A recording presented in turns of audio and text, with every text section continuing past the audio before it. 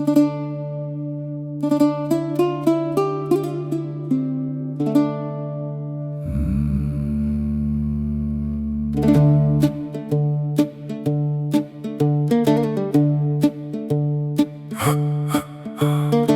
stole zablisol sa strieborný kruh, na stene len znamenie cudzích rúk. Krčmár ho zbadal a zbledol v tvári, jak keby spomenul si na starý zlý dlh.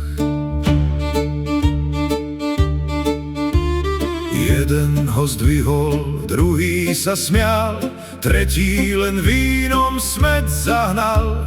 No kto si groš do vačku vloží, v tom sa vo chvíli všetko zlomí. Hej, groš zakliatý, neleskni sa viac, v tvojom lesku drieme len bieda a mráz. Hej, groš zakliatý, sláminca z ciest, kto ťa raz vezme, ten stratí česť. Hej, groš zakliatý, studený kov, prinesie hlad aj ticho do domov. Hej, groš zakliatý, čierny lesk, vezme ti šťastie, než udrie blesk.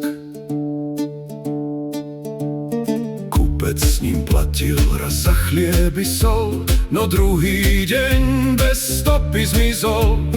Kolesá v blate, aj kone preč, a v dlani ten groš jak prekliatý meč.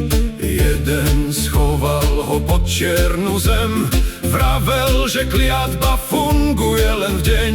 No ešte v tú noc mu vyhasol plameň a pri peci zostal stáť len chladný deň. Hej, groš zakliatý, neleskni sa viac, v tvojom lesku drieme len bieda a mráz. Hej, groš zakliatý, sláminca z ciest, kto ťa raz vezme, ten stratí česť. Hej, groš zakliatý, studený kov, prinesie hlad aj ticho do domov. Hej, groš zakliatý, čierny lesk, vezme ti šťastie skôr, než udrie blesk.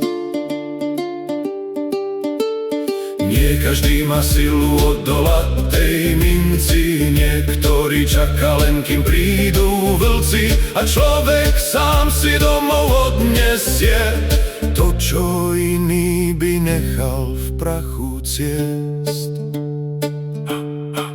Tak keď sa zablisne pri čbáne zas, nechaj ho ležať a uvedom si včas, bo nie každý groš, čo cinká v tme, patrí do ruky živému.